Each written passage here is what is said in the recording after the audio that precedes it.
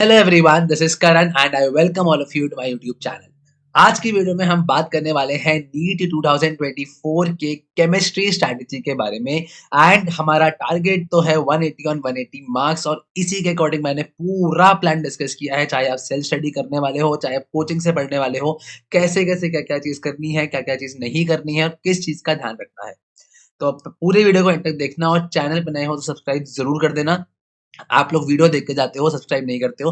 यार एक एडुकेटर को बहुत मोटिवेशन मिलती है यूट्यूब पे अगर आप सब्सक्राइब करते हो। Let's reach 10,000 subscribers very soon together. तो सब्सक्राइब प्लीज करना, शेयर भी करना। और पुरानी मेरी जो वीडियो है नीट में एनसीईआरटी से कहाँ क्वेश्चंस आए थे, उस पर प्यार देने के लिए बहुत बहुत बहुत थैंक यू। जिसने नहीं देखा है जाके देख लो और सब्सक्राइब जरूर कर देना। आप करते नहीं हो, इसलिए करके जाना, सपोर्ट मिलता है, मोटिवेशन मिलता है। Let's start the video. सबसे पहले तो देखते हैं लर्निंग्स फ्रॉम नीट 2023। जो नीट का पेपर हुआ हमारा अभी, उससे क्या क्या हम लर्निंग्स निकाल सकते हैं। तो पहली चीज है, मैंने लिखा है प्रिपेयर फॉर टफ या कंसेप्चुअल पेपर एज वेल।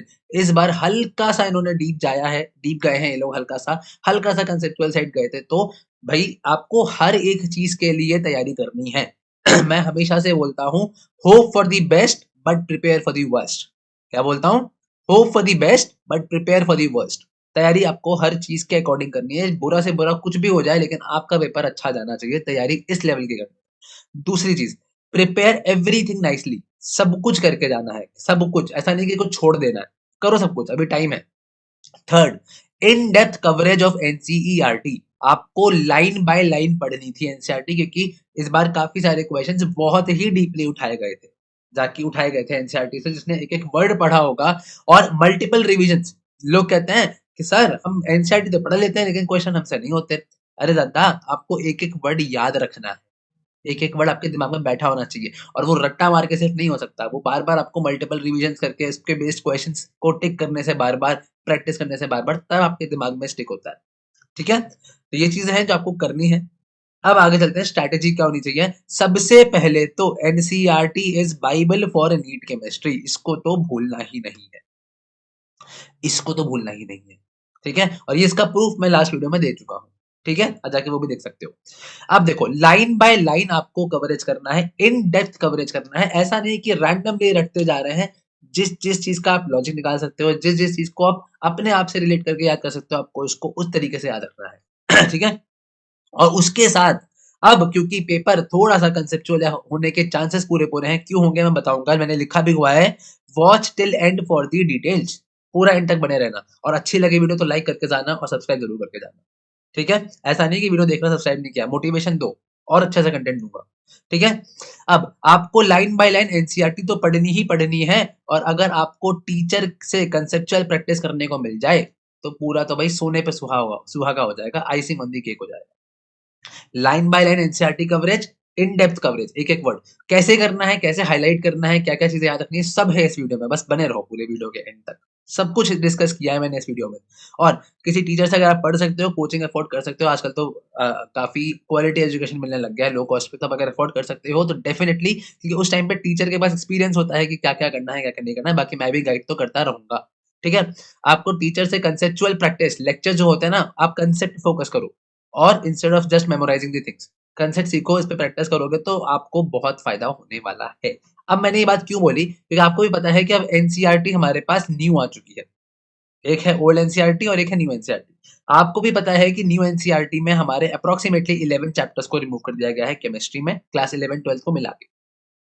और मेजर पोर्शन ऑफ इनऑर्गेनिक, जो hydrogen, S block, P block, ये जो पूरा था ना, मेटलर्जी और इन्वायरमेंटल, मतलब सॉरी वो तो इनऑर्गेनिक में नहीं आता, हालांकि ये था इनऑर्गेनिक। और जो हमारे रटने वाले चैप्टर्स थे, थोड़े जो फैक्ट्स वाले चैप्टर थे, जैसे कि हमारा environmental, chemistry in everyday life, polymers, सबको रिमूव कर दिया गया है।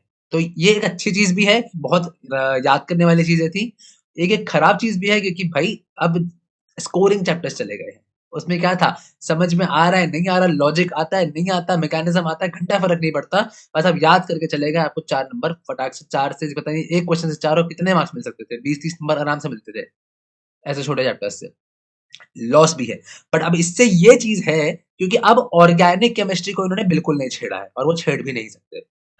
छेड़ भी नहीं सकते। ऑर्गेनिक एक सीक्वेंस में पढ़ने वाला चैप्टर है, आप सीक्वेंस की चीज को बीच में से काट नहीं सकते हो। ठीक है, और इन्होंने फिजिकल के मेन इंपॉर्टेंट चैप्टर्स जैसे मोल कॉन्सेप्ट, थर्मोडायनेमिक्स, इक्विलिब्रियम, इनको बिल्कुल भी नहीं छेड़ा। काइनेटिक्स, इलेक्ट्रोकेमिस्ट्री, सॉल्यूशंस, तो ये ऐसे चैप्टर्स हैं जो कंसेप्चुअल हैं, जो न्यूमेरिकल वाले चैप्टर्स हैं, इन्होंने इनको बिल्कुल नहीं छेड़ा है, वैसे ही रखा। तो मैं इसलिए बोल रहा हूँ फॉर नीट 2024। वैसे तो अभी एनटीए का कोई क्लैरिफिकेशन इस पे नहीं है, नहीं है। तो अभी रुको, सुनो, पहले जब तक हमें एनटी का क्लैरिफिकेशन नहीं आता, हमें न्यू एनसीईआरटी को ही फॉलो करना है। फॉलो न्यू एनसीईआरटी को करना है जब तक एनटीए का कोई क्लैरिफिकेशन नहीं आता। तो ट्राई ऐसे करना है कि हम एक टाइम का मार्जिन जरूर रखें कि न्यू एनसीईआरटी हो गया, जब तक एनटीए की गाइडलाइंस आएंगी फिर उसके अकॉर्डिंग अगर इन्होंने न्यू को ही फॉलो किया होगा तो वेल एंड गुड। अगर इन्होंने ओल्ड को फॉलो किया होगा तो भाई भाई हम क्या करेंगे कि सॉरी, तो हम एक टाइम मार्जिन रखेंगे कि हम ओल्ड वाले चैप्टर्स भी तुरंत बाद में कवर कर सकेंगे, कि हमें उसमें याद ही करना है मैक्सिमम। ठीक है। एक और चीज, अपने सिलेबस की स्पीड को कुछ इस तरीके से रखना कि आपके पास अच्छा खासा टाइम बचे, क्योंकि हो सकता है काफी बार तक ऐसा होता है कि जिस टाइम सिलेबस हटता है तुरंत चेंजेस आना पॉसिबल नहीं है। मेरा ये मानना है कि तुरंत चेंज, एकदम ड्रास्टिक चेंज आ जाना कि कुछ से क्वेश्चन ही नहीं आएगा नीट में, ऐसा नहीं होने वाला। बट स्टिल इसलिए मैं कह रहा हूँ एक मार्जिन रखना अपने पास कि आपका न्यू का सिलेबस हो गया, आपके पास टाइम बचा है कि आप ओल्ड का भी सिलेबस कर सकते हो, रिवीजन भी कर सकते हो। इसलिए अभी से स्टार्ट करो, सोचना ही नहीं कुछ है, अभी से स्टार्ट करो और मेहनत से सुबह से शाम, अभी स्टार्टिंग है तब भी आप सुबह से शाम मैक्सिमम टाइम अपना स्टडीज को दो। ठीक है, आगे चलते हैं। ठीक है, NCERT line by line reading करना है, आपको एनसीईआरटी को हाईलाइट करना है, ताकि आप पहले टाइम रीडिंग करोगे, जो आपको इंपॉर्टेंट मिल रहा है, जो आपको याद करने वाला मिल रहा है, उसको आप हाईलाइट कर लो, ताकि आप जब अगली बार पढ़ोगे, क्योंकि मल्टीपल रीडिंग्स करनी है, अगली बार पढ़ोगे तो आप हाईलाइटेड वाले पोर्शन को पढ़ोगे। और शॉर्ट नोट्स बनाओ, जो जो चीजें लग रहा है कि आप भूल रहे हो उसको आप शॉर्ट नोट्स में लिखो और अपने स्टडी टेबल के या दीवार पे कहीं चिपका लो, और उसको सुबह और रात में देखते जाओ। सुबह उठते टाइम देखो और रात में सोने से पहले देखो। है ना। और बोल बोल के याद करो, बोल बोल के याद करो, ऐसे ज्यादा याद होगा। समझ में आया? ऐसा ज्यादा दिमाग में बैठेगा। ये चीज होगी एनसीईआरटी वाला पार्ट, जो जो सबको करना है, चाहे वो सेल्फ स्टडी कर रहा है चाहे वो कोचिंग कर रहा है। अब बात आती है, आप बच्चा, दो तरीके के बच्चे हो सकते हैं, जो सेल्फ स्टडी कर रहे होंगे, जो कोचिंग कर रहे होंगे। पहले मैं कोचिंग वाले पे आता हूँ और मैं बोलूंगा अगर आप कर सकते हो तो बहुत ही बढ़िया, क्योंकि कोचिंग में क्या होता है ना, टीचर को एक्सपीरियंस होता है, टीचर के ऊपर छोड़ दो, उसको पता है कि क्या कराना है नहीं कराना है। आप एनसीईआरटी तो करोगे ही करोगे, जो मैंने बोला है, एनसीईआरटी तो आप इग्नोर नहीं कर सकते, चाहे वो फिजिकल केमिस्ट्री क्यों ना हो। इस बार तो फिजिकल केमिस्ट्री में भी लाइन से उठा के क्वेश्चन पूछे हैं। ठीक है। दूसरी चीज आपको शीट करने हैं कोचिंग की, जो मिलती है ध्यान से शिद्दत से करनी है, और ट्राई करना है कि कंसेप्ट्स पे फोकस करो। ये नहीं कि रट्टा वाली चीजें, बस फॉर्मूला रट लिया। भाई कैसे हम इस फॉर्मूले को अप्लाई कर सकते हैं, कहाँ कहाँ अप्लाई कर सकते हैं। क्योंकि अगर इन्होंने क्योंकि अगर इन्होंने हटा दिया, ये इन्होंने न्यू एनसीईआरटी को फॉलो किया, तो इनके पास सारे के सारे कंसेप्चुअल चैप्टर्स हैं, और इसमें चैप्टर्स अब कम हो चुके हैं, तो भाई ये डीप में बिल्कुल जा सकते हैं, बिल्कुल जा सकते हैं। समझ में आ रही है बात? बिल्कुल डीप में जा सकते हैं अगर इनको न्यू चैप्टर्स को फॉलो करना होगा तो। इसीलिए प्रिपेयर फॉर दी वर्स्ट। ठीक है। और पीवाईक्यूज तो मैं कहता हूँ, हर बार कहता हूँ लगाने हैं, लेकिन इस बार मैं ये जरूर कह रहा हूं कि जो आपके जेई मेन के पीवाईक्यू हैं, जेई मेंस की पीवाईक्यू है, मैं इस बार उनको कंपलसरी बोल रहा हूं, कंपलसरी। क्योंकि अगर इन्होंने न्यू एनसीईआरटी को फॉलो किया तो भाई ये लेवल को बढ़ा सकते हैं, कंसेप्चुअल पेपर को कर सकते हैं। ठीक है। तो वैसे भी आपको करने जरूर चाहिए, क्योंकि आपको पेपर का टफनेस का लेवल नहीं आइडिया है। वन हमारा टारगेट 180 ऑन 180 है। हम, मैं ये नहीं कह रहा एडवांस के करो, मैं कह रहा हूँ जेई मेन के करो।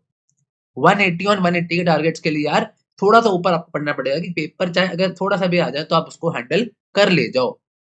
ठीक है। और नीट के तो आपको लगाने लगाने। ठीक है। अब कोई सेल्फ स्टडी वाला बच्चा है, कोई सेल्फ स्टडी वाला बच्चा है ना, वो एनसीईआरटी वाला पार्ट तो करेगा ही करेगा, लाइन बाय लाइन रीड करेगा, हाईलाइट करेगा और शॉर्ट नोट चिपकाएगा, उसको रिवाइज करेगा। प्लस आप यूट्यूब से लेक्चर्स देख सकते हो, जो कॉन्सेप्चुअल चैप्टर्स हैं, वैसे लेक्चर्स जिसमें क्वेश्चन प्रैक्टिस करना है। और अगर आप चाहते हो कि मैं चैप्टर वाइज बता दूं कि आपको किस वीडियो को फॉलो करना है, बता देना, मैं उस पर भी वीडियो एक बना दूंगा। और इसी बात पे लाइक और सब्सक्राइब जरूर करना। अब पीवाईक्यू आपको भी करना है, ये रहा। बाकी आप अगर बुक्स लगाना चाहते हो, वैसे तो मैं कहूंगा बायो वगैरह पे फोकस करो, बायो पे स्पेशली फोकस करो। पहले आप इतना कर लो, अगर आप करना चाहते हो तो कभी भी आप एन अवस्थी और एमएस चौहान जो नीट के लिए आते हैं प्रैक्टिस कर सकते हो। वरना मेरा रिकमेंडेशन है एनसीईआरटी वाला पार्ट यूट्यूब से लेक्चर्स देख लो और पीवाईक्यू प्रैक्टिस कर लो। बाकी टाइम अपने बाकी दोनों सब्जेक्ट पे लगा दो। ठीक है, क्योंकि तीनों सब्जेक्ट मिलके एक नीट का पेपर बनता है, खाली केमिस्ट्री से नहीं बनता। ठीक है। अब मल्टीपल रिविजन बहुत इंपॉर्टेंट है। लोग कहते हैं कि सर हमें याद नहीं रहता, इतना कुछ है भाई पेपर में स्ट्राइक नहीं करता। आप टेस्ट देते हो, मॉक टेस्ट देते हो, नंबर कम आते हैं क्योंकि आपने रिवीजन नहीं किया होता, आपको याद ही नहीं आएगा पेपर में कि आपने पढ़ा क्या था, तब करके नहीं आओगे। टेस्ट में नंबर कम आएँगे तो डिमोटिवेशन होगा। आप क्रोनोलॉजी समझ रहे हो? ठीक है? तो रिविजन्स करना है, या तो आप 1 डे इन अ वीक करो या फिर आप डेली बेसिस पे थोड़ा बहुत करते रहो रात में सोने से पहले 10-15 मिनट कि आज दिन भर में हमने ये चीज़ें पढ़ी थी। मैं तो कहता हूँ दोनों को जोड़ दो, दोनों को जोड़ दो। डेली सुबह सॉरी डेली रात में सोने से पहले रिवाइज़ कर लिया, आज ये करा था, जो चिपकाया था हमने याद करने वाला पार्ट वो एक बार देख लिया 5 मिनट और 1 दिन हफ्ते में निकाल दिया जिस दिन आपको टेस्ट देना है आपने उससे पहले रिवाइज़ कर लिया। ठीक है? अब test series is very important, चाहे आप कोचिंग वाले बच्चे हो, चाहे आप सेल्फ स्टडी वाले बच्चे हो, आपको टेस्ट सीरीज जरूर से जरूर देनी है। और टेस्ट सीरीज अगर आप बिना एनालिसिस के दे रहे हो तो भाई टेस्ट मत दो, कोई फायदा नहीं है टेस्ट देने का, क्योंकि भाई जो आपको आता है ना वो तो आपको हमेशा आता है। टेस्ट सीरीज होती है नए क्वेश्चंस के लिए जो आपको नहीं आता है, या नए तरीके से पूछने के लिए, ताकि आप हर चीज के लिए तैयार हो जाओ, हर चीज के लिए, हर जंग लड़ने के लिए तैयार हो जाओ।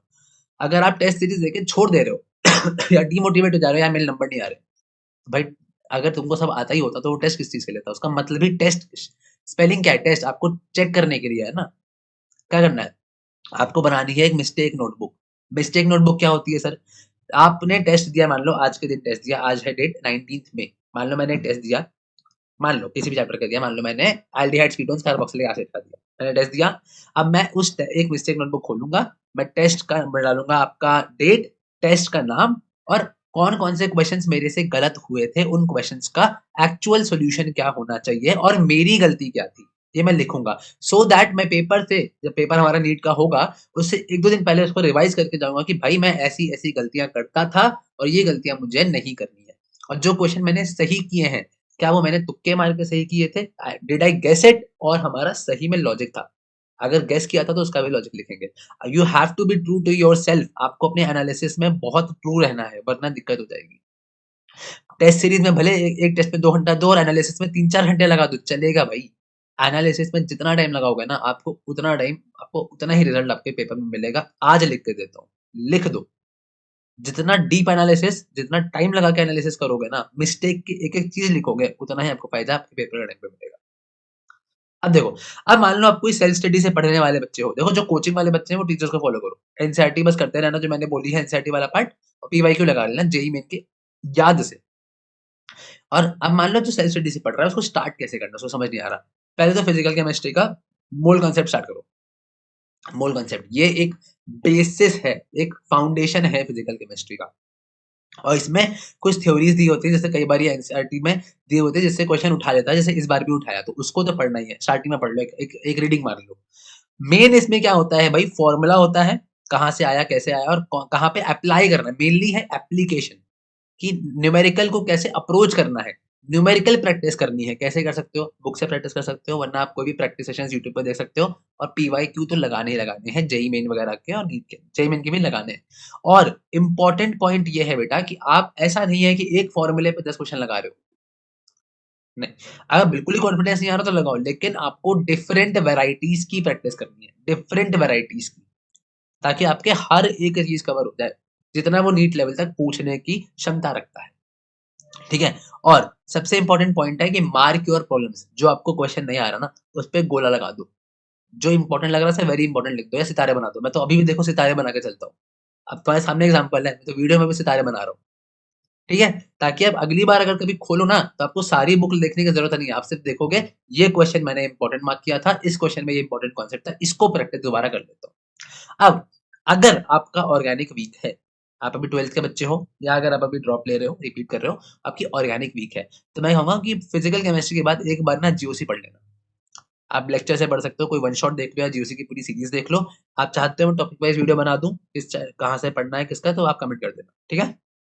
ऑर्गेनिक इस वीक जीओसी कर लो, क्योंकि जीओसी आपकी पूरी ऑर्गेनिक का फाउंडेशन बनाएगी, और ऑर्गेनिक पे ज्यादा फोकस रहने वाला है, मुझे ऐसा फील हो रहा है, क्योंकि उन्होंने पूरा ऑर्गेनिक इंटैक्ट रखा है। ठीक है?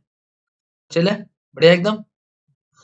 अब देखो, मेन क्या क्या करना है। फिजिकल के लिए आपको शॉर्ट नोट्स तो बनाने हैं, फॉर्मुला शीट बनानी है बेसिकली, कि फॉर्मुला लिख दिया, फॉर्मुला लिख के चिपका दिया दीवार पे।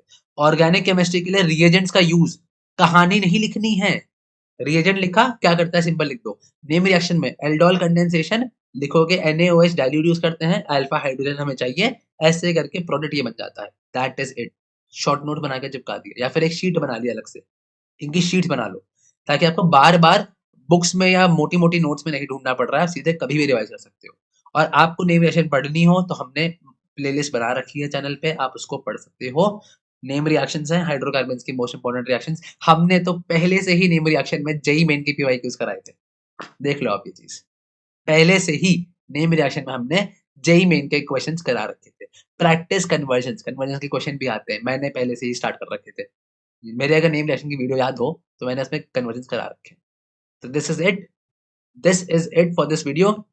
आई होप आपको वीडियो पसंद आई होगी। टारगेट 180 और 180 का है तो सबसे पूरा डिटेल में एक्सप्लेन किया है। भाई अगर वीडियो पे नए चैनल पे नए हो तो सब्सक्राइब ज़रूर कर देना। वीडियो देख के मत जाना, सिर्फ यार मोटिवेशन मिलता है अगर आप सब्सक्राइब करते हो तो। सब्सक्राइब करो, let's reach 10,000 subscribers very soon. और कोई वीडियो चाहिए हो तो कमेंट सेक्शन में डाल देना। We will see in the later video, till then stay tuned with chemistry with Karan. Thank you so much.